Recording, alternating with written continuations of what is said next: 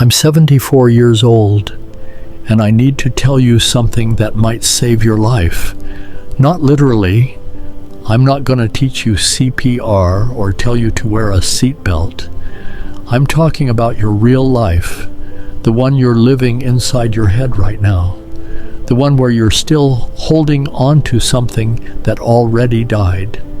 I know, because I held on to a corpse for 50 years. See, I was supposed to be somebody, not somebody like everybody's somebody. I mean, somebody.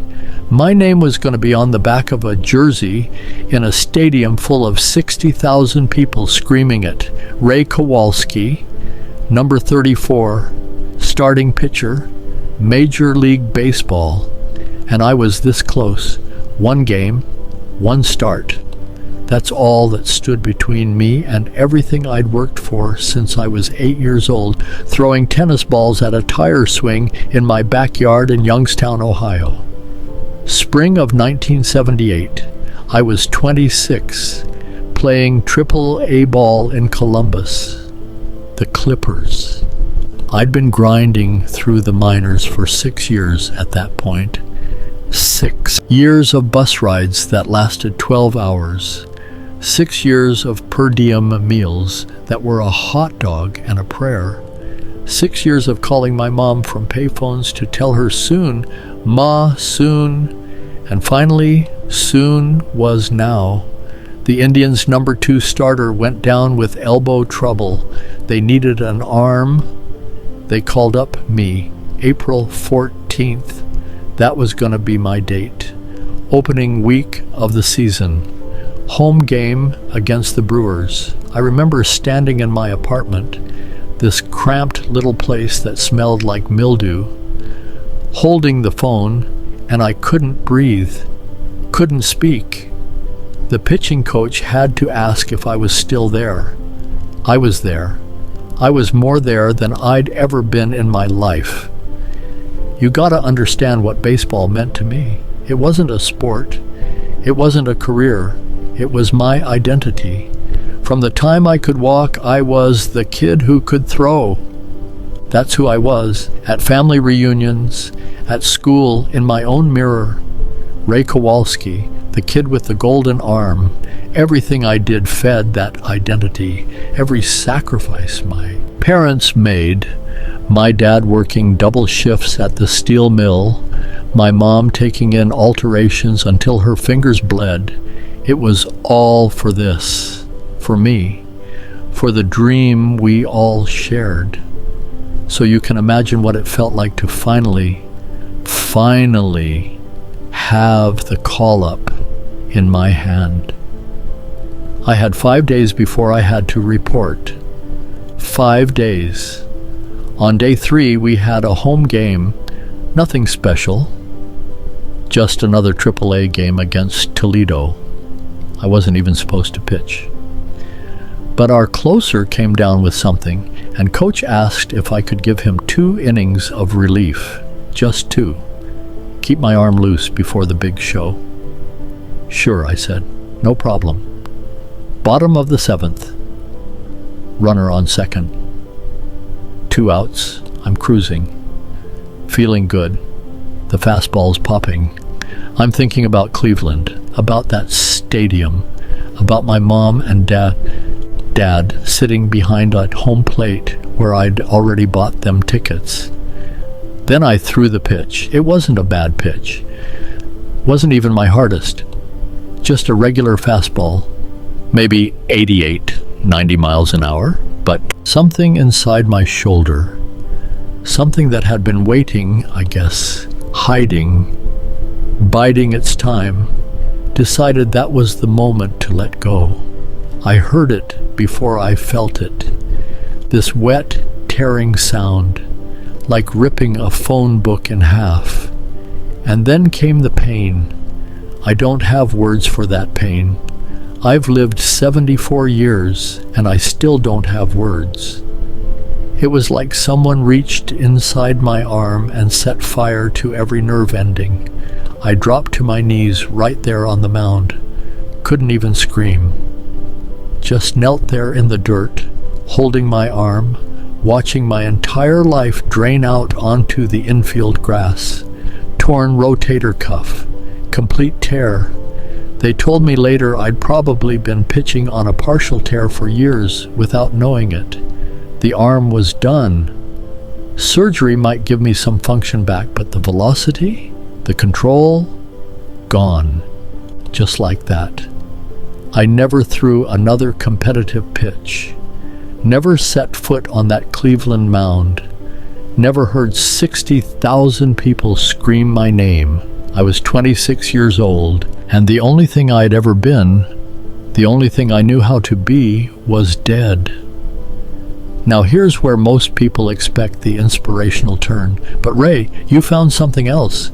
You discovered a new passion. Everything happens for a reason. No, that's not what happened. What happened is I spent the next 50 years rotting from the inside out. See, nobody tells you what to do when your dream dies. They tell you to move on, to find a new dream, like dreams are interchangeable. Like you can just swap out the engine and keep driving. You can't. When your identity dies, you don't get a new one. You just become a ghost of the person you were supposed to be. I got a teaching certificate because I didn't know what else to do. Figured I knew sports, so I'd teach gym, coach a little baseball, stay close to the game that had abandoned me. Worst decision I ever made.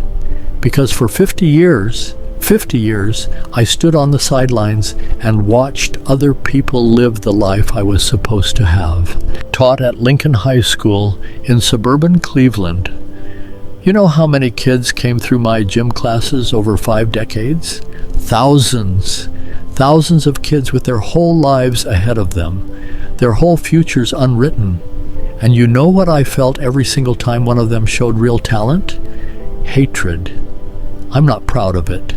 I'm telling you because you need to understand how deep this poison goes when you let it take root. There was this kid, Marcus Williams, 1994, junior year.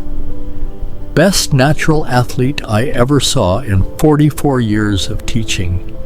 Fast, strong, coordinated. And he could pitch. God, could he pitch. Had a curveball that broke so hard it looked like a magic trick. Every scout in Ohio came to see him. Every big program wanted him. And where was I? Standing by the dugout with my whistle around my neck and my dead arm hanging at my side. I should have mentored that kid. Should have poured everything I knew into him. Given him the tools I never got to use. Instead, I gave him nothing. I was cold, distant. I'd watch him throw these beautiful pitches and I'd think, that should be me. That was supposed to be me. I couldn't celebrate his success because his success was a mirror showing me my failure. Marcus went on to pitch at Ohio State, got drafted in the 3rd round, had a decent career, 8 years in the majors before his own arm gave out.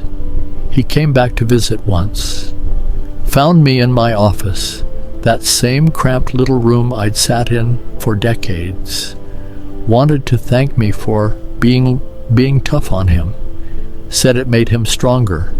I nodded, shook his hand, and after he left, I sat in that office and I wept, because I knew the truth. I hadn't been tough on him to make him better. I'd been cold to him because I couldn't stand watching him become what I never got to be. That's what bitterness does. It doesn't just poison you, it poisons everyone you touch. My wife left me in 2003, 26 years of marriage, and she'd finally had enough.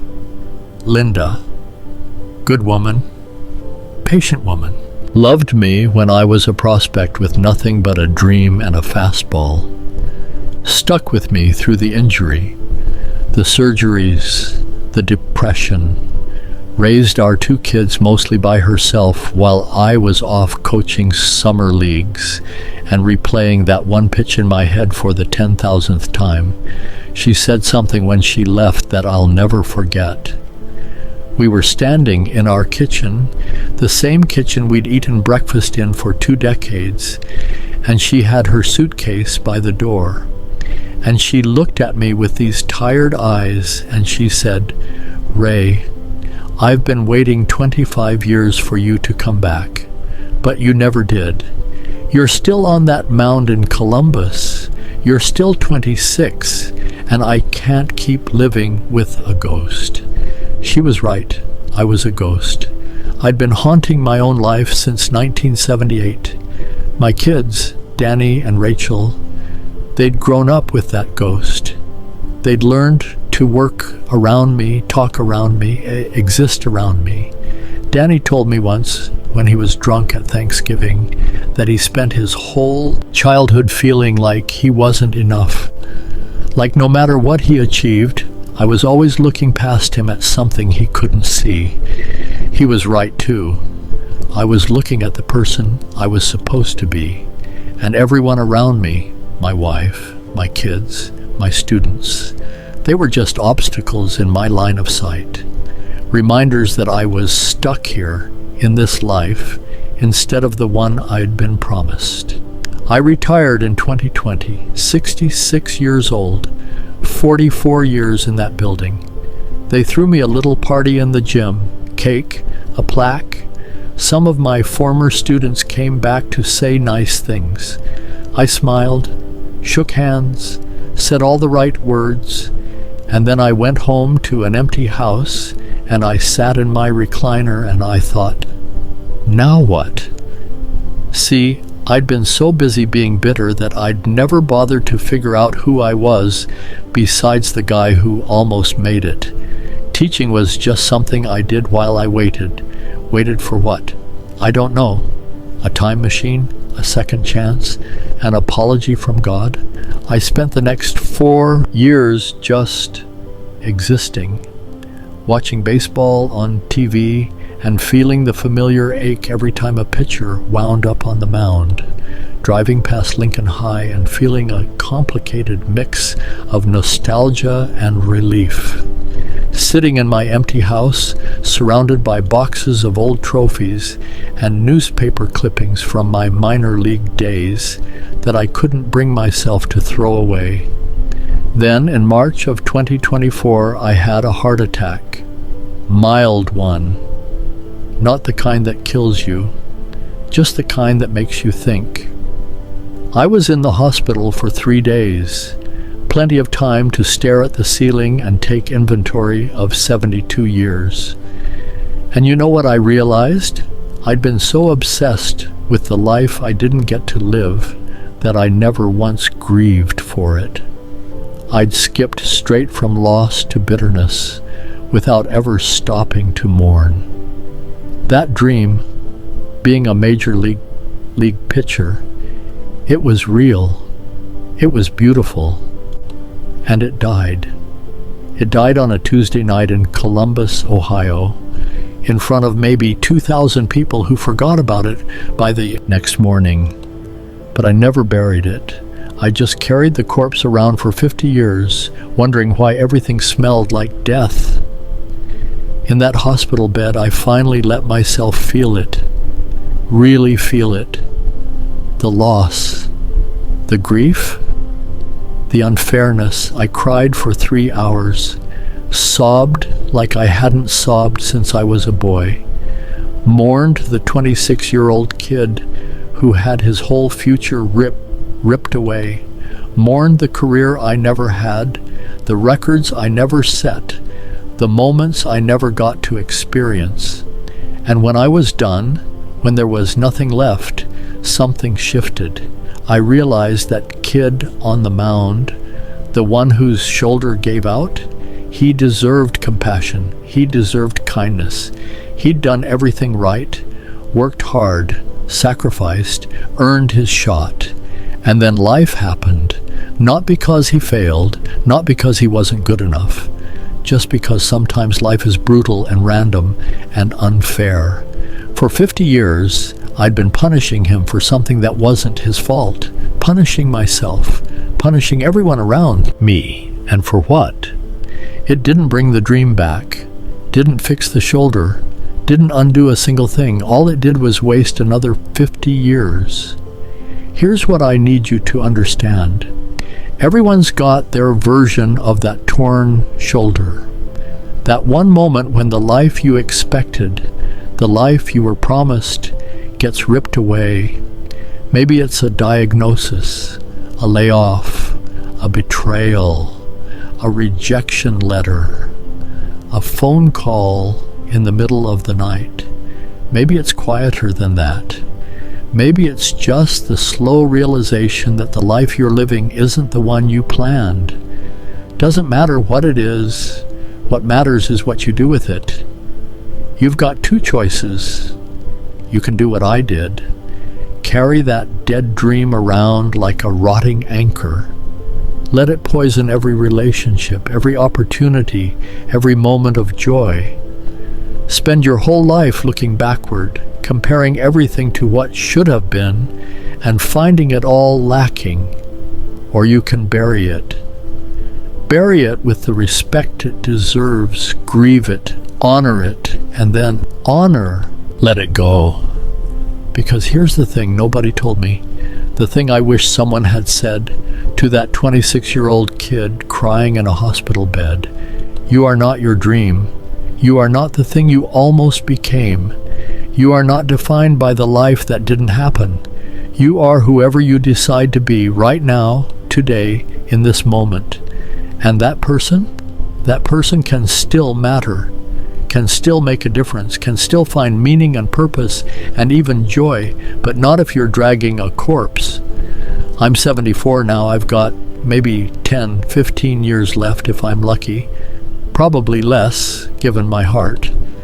And I'm not going to spend them being bitter. I called Marcus Williams last month, found his number through some coaching network, told him the truth, told him I was sorry for being cold when he was a kid, sorry for not giving him what he needed, sorry for being so wrapped up in my own pain that I couldn't celebrate his talent. You know what he said? He said he always knew. He said he could see it in my eyes, the loss, the longing. Said he understood now because his own arm gave out at 34 and he spent a few years in that same dark place. We talked for 2 hours, laughed about some of the old games, cried a little too. And when we hung up, I felt something I hadn't felt in 50 years. Light. Like I'd finally set down a weight I'd been carrying so long I forgot it was there. I called my kids too. Had the conversations I should have had decades ago. Told Danny he was enough. That he was always enough. That the problem was never him. It was me, looking past him at a ghost. He didn't say much, just listened.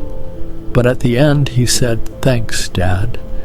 I needed to hear that." 51 years old, my son, and he needed to hear that he was enough. What kind of father makes his kid wait 51 years? The bitter kind, the haunted kind. Don't be me. I'm not going to lie and tell you I've found peace. That's not how it works. The regret doesn't disappear. I still think about that night in Columbus. Still wonder what might have been. But now I can think about it without drowning. Can hold it gently like an old photograph instead of clutching it like a life raft. And I can see something I couldn't see before. That kid on the mound, the one whose shoulder tore, he didn't die. Not really. He just got lost for a while, took a 50-year detour through bitterness and resentment and self-pity. But he's still here, I'm still here, and I've still got a little time left to be someone other than the guy who almost made it. So here's what I want you to do. Whatever you're holding on to, whatever dream died, whatever life didn't happen, whatever loss you're still carrying, I want you to ask yourself a question. Is it time to bury it? Not forget it. Not pretend it didn't matter. It mattered. It was real, and losing it hurt. But carrying it forever? That's not honoring the dream. That's letting it kill you slowly. You want to honor it? Really honor it? Then live. Live the life you have, not the one you were promised, not the one you planned, the one that's actually in front of you right now, today. Find the people who matter and tell them they matter. Do the work that needs doing. Forgive yourself for not being who you thought you'd be. Because here's the truth I learned 50 years too late. The person you're supposed to be isn't the one in your head, the one in the fantasy, the one on the mound in Cleveland, in front of 60,000 screaming fans. The person you're supposed to be is the one who shows up every day, even when it's hard, even when it's disappointing, even when life turns out nothing like you expected. That's the person who matters. That's the person you still have time to become. I'm Ray Kowalski, 74 years old, former minor league pitcher, high school gym teacher for 44 years, divorced father of 2. That's my story. It's not the one I wanted, but it's the one I've got. And I'm finally ready to live it. Whatever you're holding on to, whatever's rotting inside you, whatever ghost you've been living with, let it go. Bury it with love. Grieve it with respect, and then come back to the living. We're waiting for you. If this found you at the right moment, share it with someone who needs to hear it. And leave a comment telling me, what's the dream you've been carrying that might be time to bury? I'll read everyone. It's never too late. I promise, it's never too late.